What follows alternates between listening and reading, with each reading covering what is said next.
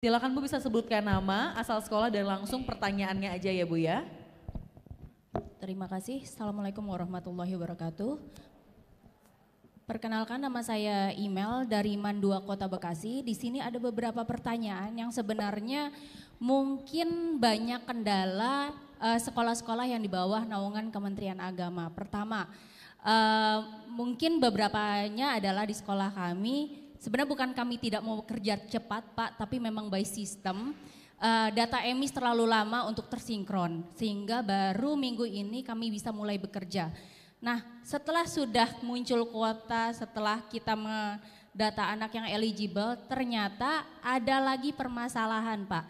Yaitu pertama, ini ada pertanyaan, jika anak-anak kan kita menginput kurikulum, karena kami belum bisa menggunakan data RDM, karena ada masalah di data RDM kami, maka kami menggunakan manual. Nah, saat penginputan kurikulum kami masukkan beberapa mapel. Kalau di kelas 10 semester 1 semester 2 sih tidak ada masalah ya Pak ya, itu sesuai dengan rapot.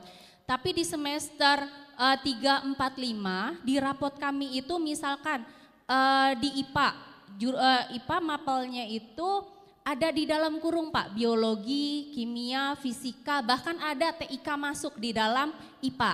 Nah, sedangkan di aplikasi saat kami masukkan itu di kelas 11 semester 1, semester 2 atau semester 3, 4, 5 itu satu-satu nilainya. Gitu. Jadi fisika 1, biologi 1, sedangkan di rapot fisik sekolah kami itu menjadi 1 gitu. Nah, maksudnya fisika 1, kimia 1 gimana?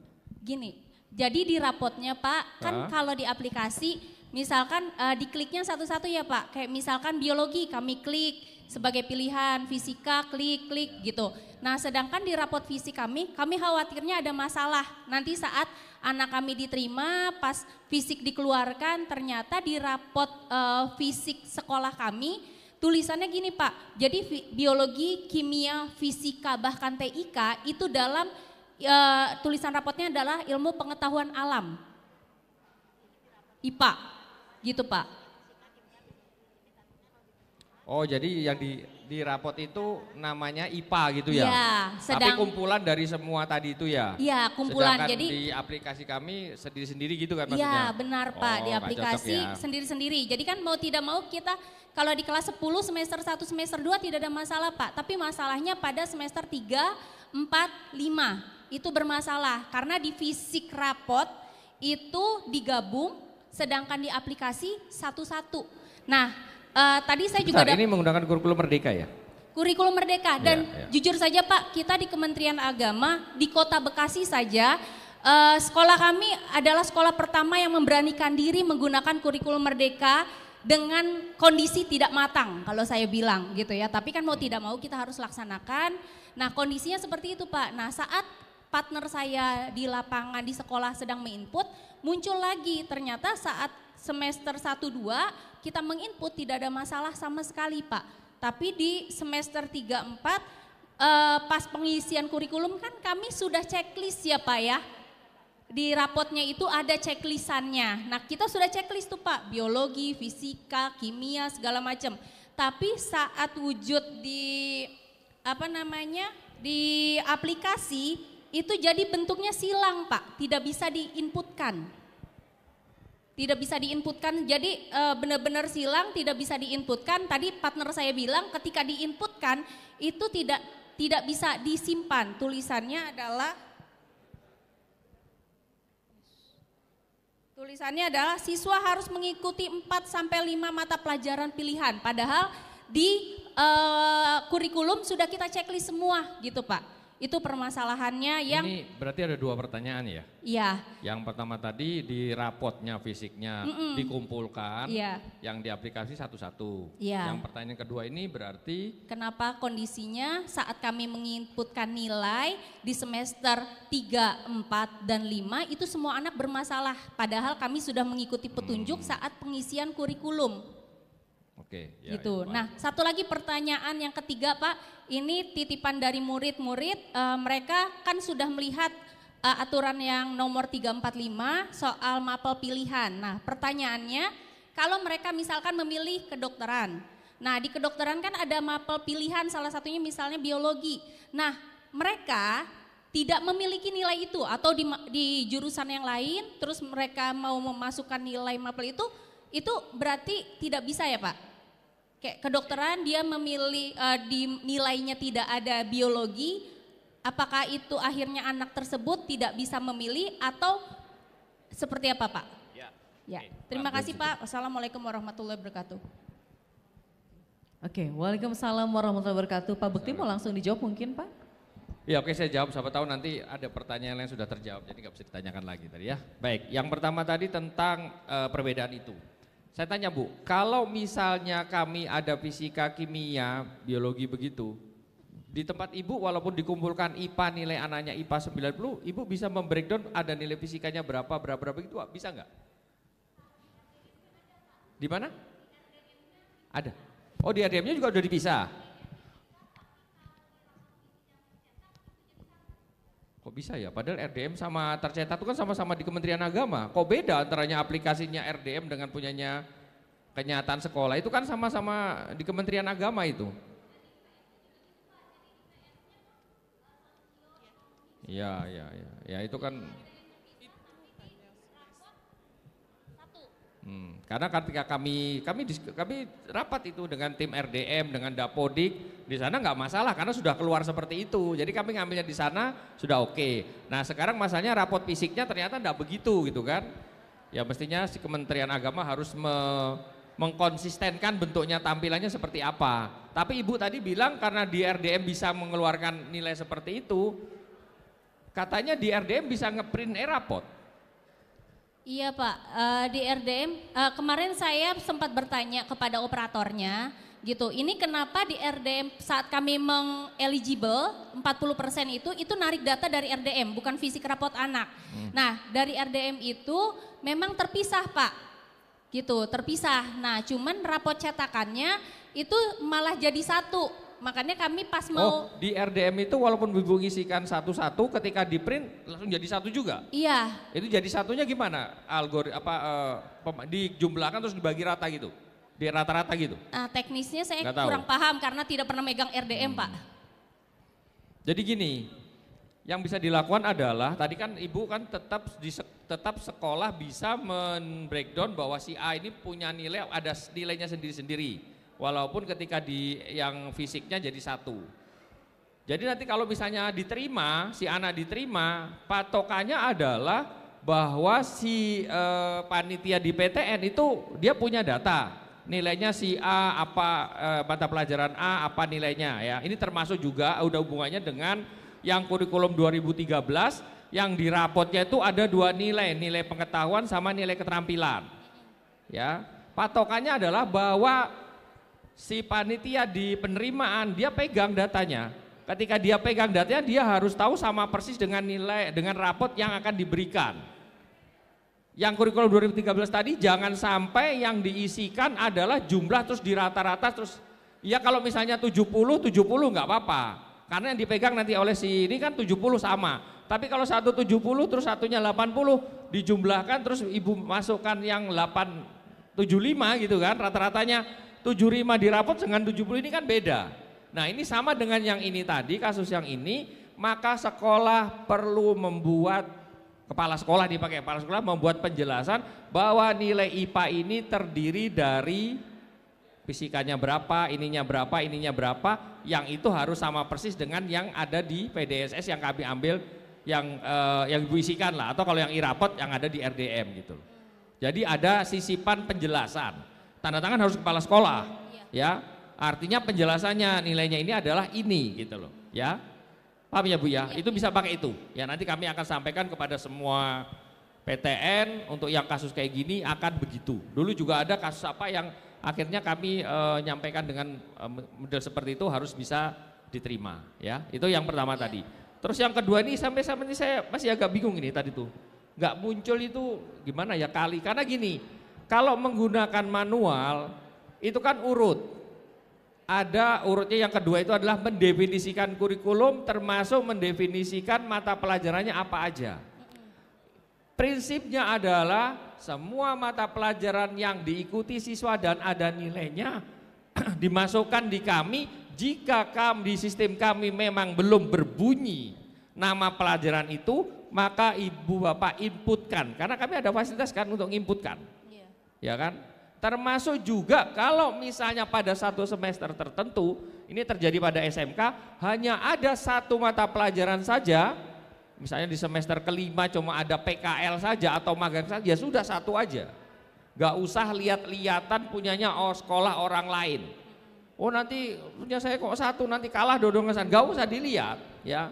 Pokoknya semua siswa yang pernah mata pelajaran apa saja dan di situ belum ada, isikan dan diaktifkan sehingga bisa di entry. Nah terkait dengan ini kenapa nggak bisa di entry-nya itu yang saya bingung, kenapa kok kali-kali. Ibu sudah tanya ke call center? Tadi partner saya sudah ke call center, cuman belum dapat jawaban. Nah mumpung saya di sini makanya saya menanyakan, karena memang di template-nya jadinya silang Pak. Saya kan harus buka dan masuk ke situ memang harusnya. Iya, silang semua kecuali yang wajib. Nanti gini saja, itu aja di call lagi saja atau di helpdesk lagi saja. Nanti ibu kirim ke saya saja nomor tiketnya atau nomor kontaknya, apa nomor kontak ketika bapak ibu ini. Nanti saya akan push supaya ini segera dieskalasi gitu ya, gitu. Nomor saya saya kira punya, teman-teman punya biasanya ya. Ya, boleh nanti kalau kesini nanti saya setelah ini ya, gitu ya. Terus satu lagi ketiga tadi tentang mapel pilihan di 345. Nah ini ya Bapak Ibu. Jadi sampai hari ini untuk mapel pilihan, bukan mapel pilihan nama istilahnya, mapel pendukung itu ada di 345 dan itu hanya untuk mengakomodasi dari MA dan dari SMA. Yang SMK itu terserah PTN-nya masing-masing, mapel pendukungnya akan ditentukan apa, itu bebas ya Bu ya. Jadi sebenarnya pada tahun kemarin itu sudah ada, tapi nggak jadi dikeluarkan karena berbagai sebab. Sehingga sekarang karena nggak dikeluarkan ya sudah bebas. Nah untuk yang SMA dan MA, mapel pendukung itu begini Bu, itu kan minimal ya 1 atau 2 di situ ada dan gitu ya, ada ataunya juga dan atau gitu ya. Nah untuk yang anak IPA ya, tapi sebentar, pertama dulu, tadi ibu mengatakan boleh nggak ada ini daftar. Pada prinsipnya siswa dari jurusan apapun, kalau kurikulum 2013 boleh mendaftar prodi apapun di perguruan tinggi, entah saintek, entah sosum. Kasar aja, mohon maaf ini. Anak SMK Tata Boga boleh daftar kedokteran, boleh. Ya. Cuma mata pelajaran pendukung itu akan masuk di bobot yang 50 kategori B, yang maksimal 50%. Ya. Kalau misalnya anak itu tadi tidak pernah pelajaran biologi, terus kemudian mau daftar kedokteran boleh, boleh. Mungkin dia cuma punya kimianya toh. Tapi perlu Bapak Ibu ingat, PTN akan melihat, ya kasaran gini, orang kalau kedokteran itu kan paling enggak punya kimia biologi gitu kan. Kalau punya kimia atau nggak ada biologinya, boleh daftar, boleh secara prinsip tadi boleh daftar, bebas kan boleh daftar. Tapi kemudian ketika seleksi, kalau misalnya ada orang lain yang lebih lengkap, ya orang lebih lengkap. Ya, dan kenyataan untuk prodi-prodi favorit jumlah peminat sama daya tampungnya tuh berkali-kali lipat. Walaupun anak itu ranking 1 tapi nggak ada biologinya atau nggak ada biologinya, maka bisa saja dia tidak terima.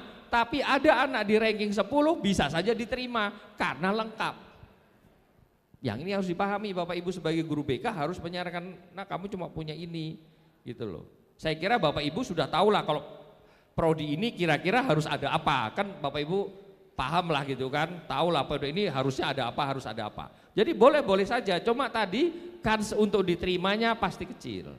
Dan itu yang banyak ditanyakan kepada kami tentang kenapa kok itu ranking 1 nggak diterima, ini kok diterima, hanya berbasiskan ranking tidak melihat dari prodinya, pelajarannya. Kenapa? Karena ya Bapak Ibu juga begitu kan, Bapak Ibu loh kalau misalnya Bapak Ibu guru kimia atau guru fisika misalnya, terus ada 2 anak mau masuk ke sekolah Bapak Ibu, di SMP-nya 1 ini pernah ada pelajaran fisikanya, yang 1 enggak, dan hanya untuk 1 orang, Ibu pilih mana? Yang ada fisikanya kan, ya sama di kami. Ya kami kan juga enggak mau, masa tugas kami harus mengajari yang merupakan tugas Bapak Ibu di SMA gitu loh, ya paham ya gitu. Ya itu jadi jawaban saya itu, makasih. Oke, baik, terima kasih banyak Pak Bekti. Untuk penanya selanjutnya, silakan Pak. Cek, bismillahirrahmanirrahim, assalamualaikum warahmatullahi wabarakatuh. Terima kasih Ibu, perkenalkan saya dengan Pak Budi dari SMA Negeri 11 Kota Bekasi. Beberapa hal yang ingin saya tanyakan, yang pertama adalah meneruskan dari pertanyaan tadi Pak Prof. Bekti perlu tahu bahwa sebetulnya permasalahan input nilai itu bukan hanya terjadi di Madrasah Aliyah, tapi juga di SMA. Kurikulum Merdeka itu pemberlakuan semester 1 dan 2-nya adalah IPA, Pak. Jadi kalau fisika, kimia, dan biologi itu memang tidak ada di semester 1 dan 2. Jadi memang semester 1 dan 2 itu hanya IPA dan IPS. Nah, mungkin pertanyaan selanjutnya adalah apakah ya tadi Pak Prof. Bekti katakan bahwa itu jadi 50%, berarti kan itu secara nasional pemberlakuannya, Pak. Atau mungkin saya berpikirnya apakah IPA itu nanti akan digabungkan menjadi nilai fisika atau kimia atau biologi, seperti itu. Contoh ketika ada siswa yang mau ambil biologi, apakah nanti yang akan diambil adalah nilai semester 1 dan 2 adalah nilai IPA, lalu kemudian semester 3, 4, dan 5 adalah nilai biologi. Itu juga perlu dipertimbangkan, Pak. Itu yang pertama. Yang kedua, di sekolah kami, Pak, ada tadi Pak Prof. Bekti mengatakan bahwa ada masih sekitar 70% sekolah yang memang belum menginput data, termasuk sekolah saya, Pak, sekolah SMA Negeri 11 Bekasi. Kenapa saya belum menginput, bahkan memfinalisasi profil sekolah pun belum, Pak? Karena memang ada residu. Saya dari dulu kalau memang permasalahannya tidak ada permasalahan di residu data siswa, maka saya akan langsung lakukan finalisasi dan langsung lakukan pendataan PDSS. Cuma yang menjadi permasalahan adalah ada 4 siswa kami residu data dan saya sudah laporkan ke call center, namun permasalahannya ketika call center menyarankan untuk menghubungi Pusdatin saya telepon 4 kali tidak diangkat, Pak. Mungkin saran untuk Pak Prof. Bekti, mohon untuk dikomunikasikan dengan pihak Pusdatin untuk segera bisa ya setidaknya kalau ada yang menghubungi bisa diangkat gitu, Pak. Oke. Itu yang selanjutnya. Ada berapa pertanyaan? Pak? Ada banyak, Bu. Pertanyaan selanjutnya. Ini yang terakhir ya Pak ya? Boleh ya Masih Pak? ada 2 lagi, boleh Bu?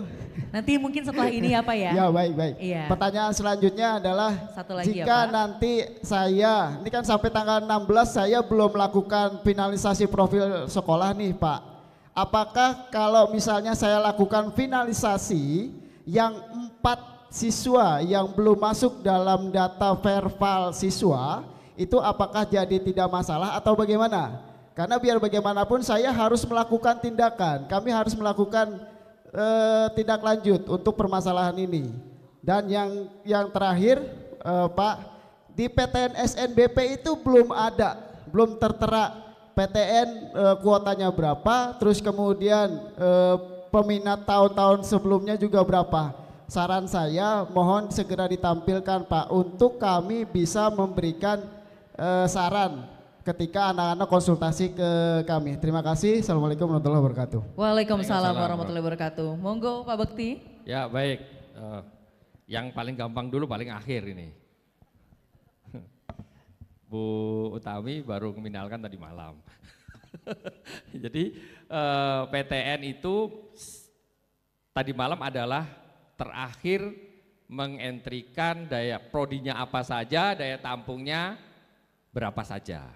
Nanti tanggal 22 Januari sudah kita buka, Pak. Ya, untuk informasi itu.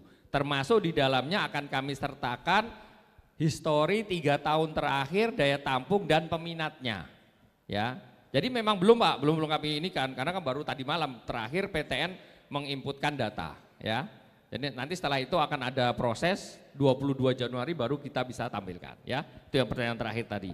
Kemudian kembali ke pertanyaan pertama tentang masalah tadi di kurikulum Merdeka, ya memang Pak, sebenarnya di kurikulum Merdeka dengan 2013 ketika kita melakukan perbandingan untuk melakukan seleksi, jadi nggak apple to apple Pak. Ini memang teman-teman yang masih menggunakan 2013 akan lebih diuntungkan. Ya, lebih diuntungkan. Ya, kejadian 2024 kemarin kan Bapak Ibu tahu sendiri, ada pengumuman lanjutan yang menggunakan kurikulum Merdeka. Ya, karena di kurikulum Merdeka ini memang nggak cocok dengan tujuan awal model mekanisme seleksi di SNBP gitu ya, tapi kan dipaksakan gitu kan ya, tapi sudahlah nggak apa-apa ya. Tapi kami akan berusaha agar bisa ya. Tadi terkait tadi patokannya, makanya akan keluar Permen SK 345 itu tadi untuk mengatur ya, walaupun ya itu memang sudah di draft dari sananya, kami ya hanya tinggal terima bentuknya seperti itu ya. Kalau seperti 345 yang diuntungkan kalau menggunakan kurikulum Merdeka adalah yang anak-anak sosial, anak-anak keagamaan. Kenapa? Karena untuk mendaftar kedokteran hanya cukup punya pelajaran matematika saja, kan gitu kan? Di situ kan di 345 itu. Tapi kan PTN terus melihat di SNBP itu kan daya tampungnya kan kecil, ya di IPB saja 45%. Tadi saya bilang tadi 45% pun yang daftar kan berkali-kali lipat juga kan Bu, ya kan? Dari berkali-kali lipat, kalau misalnya yang 1 kali lipat saja sudah lengkap mata pelajarannya, ya dia saja diambil gitu loh. Sehingga kurikulum Merdeka akhirnya kan tersisih karena nggak lengkap nilainya tadi. Bukan nggak lengkap, nggak cocok gitu ya, nggak cocok. Tadi kalau misalnya di semester 1, semester 2 adanya di situ tertera ngumpul IPA atau IPS, nggak ada breakdownnya. Bapak Ibu tadi seperti pertanyaan Ibu yang dari MAN tadi, di breakdown aja. Sekolah membuat rapot lagi, pendamping rapot bahwa IPA semester 1 isinya adalah ini dan ada nilainya adalah ini gitu. Ya. Ya memang kan idenya kan beda, kan itu kan mengumpulkan lagi. Dulu kan gitu, mengumpul dipisah, kita tuh suka pindah-pindah gitu ya. Merepotkan ketika begini nih ya. Kemudian tentang residu. 4 siswa ini residunya apa? NISN ganda atau apa Pak? Atau apa? Kan residu itu kan ada NISN ganda belum punya NISN. NISN ganda itu kan ada 2, 1 NISN dimiliki bersama, 1 anak milik banyak gitu. Baik, 1 siswa itu permasalahannya kemarin adalah dari MTS Pak, berarti kan dari Kemenak ya.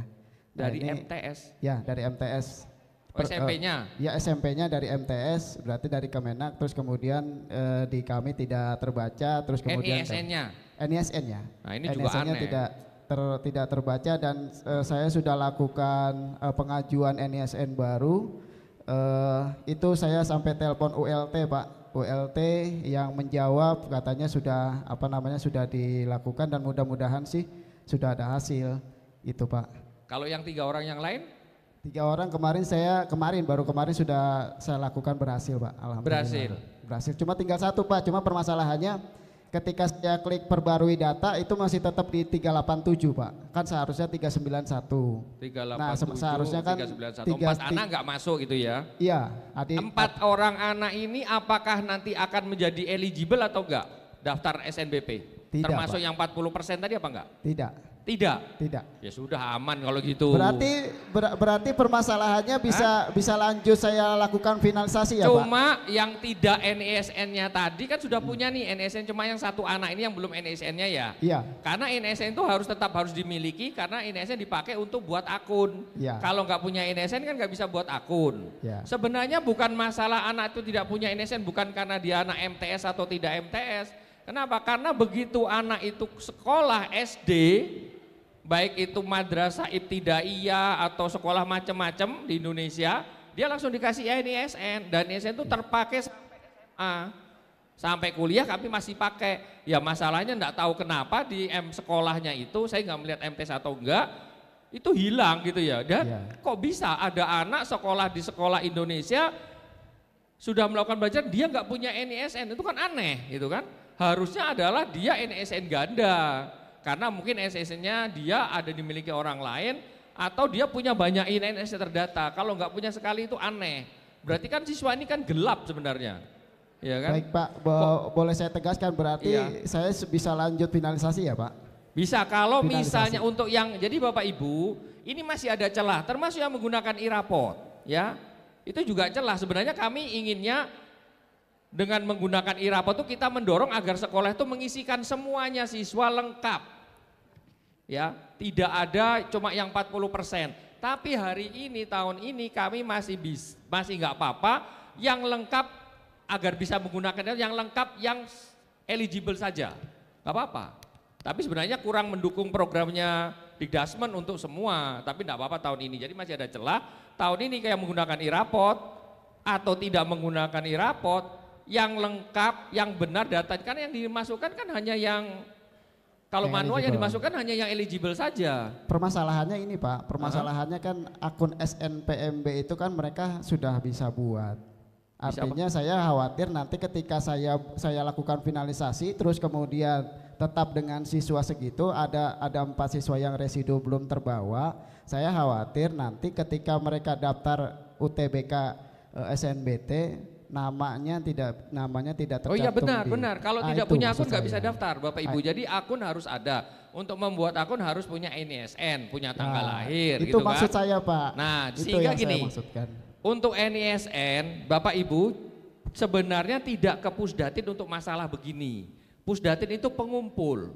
Data wali data sumbernya itu ada di Dapodik atau di EMIS kalau Kemenak. Sehingga semua perbaikan ada di Dapodik dan di EMIS, dan itu di luar kewenangan kami.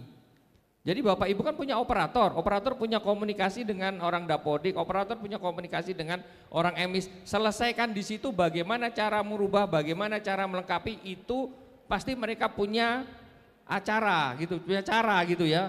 Jadi itu sudah di luar kami. Sudah di luar kami minta ketika daftar kami harus punya INSN. Sehingga kalau ada masalah INSN jangan ke kami atau juga jangan ke Pusdatin. Pusdatin hanya mengumpulkan data dari EMIS, dari Dapodik dan dari BAN PDM untuk masalah akreditasi sekolah. Dia mengumpul sehingga ketika ada masalah kami tinggal ngecek di dashboard kami. Ya misalnya bahwa ada masalah, saya cek di dashboard kami yang diberikan oleh Pusdatin. Di Pusdatin datanya seperti ini. Loh kok nggak sama di Pusdatin dengan yang di data Bapak? Berarti di Dapodik atau di EMISA memang belum berubah. Jadi Ya, Bapak Ibu harus ubah dulu di sana. Setelah Bapak Ibu ubah di sumber datanya, Pusdatin akan melakukan sinkron dan Pusdatin melakukan sinkron setiap tengah malam. Sehingga kalau Bapak Ibu rubah maka tunggu 24 jam baru itu di Pusdatin berubah apa enggak. Kalau enggak berubah berarti ada masalah di dua itu. Ya, gitu ya. Kalau di Dapodik sudah aman Pak, artinya memang semua Bapak siswa yakin sudah berubah ada NISN-nya? Sudah, semua. Nanti Bapak bisa Kami- cek di data kami saya pastikan. untuk ngelihat di Pusdatin sudah berubah apa belum. Oh iya, baik. Saya nanti bisa cek ke saya nanti saya butuh cuma NPSN-nya saja. Baik. Ya. Terima kasih Pak. Terus tadi pertanyaan selanjutnya adalah tentang apa tadi ya? Nomor 3 tadi ya. Pusdatin. Nah yang ketiga tadi apa ya Pak ya, sebelum yang masalah tadi Ibu Pradia sudah saya jawab. Apa tadi? Finalisasi Pak, untuk finalisasi profil sekolah yang tadi saya tanyakan apakah bisa atau Kenapa? tidak dilakukan finalisasi sekolah, karena kan memang yang tadi permasalahan residu ya dari 387 dari 391 menjadi 387 gitu. Jadi ada 4 orang yang memang belum masuk dalam data SNPMB itu Pak. Kan sudah dijawab Karena tadi ya? Sudah. Apa yang belum terjawab? Ada yang belum terjawab? Sudah Pak. Sudah ya? semua. Sudah. Sudah kan? Belum. Apakah ada yang belum terjawab? Soalnya catatan saya ada 4 tapi saya baru menjawab 3 perasaan. Iya.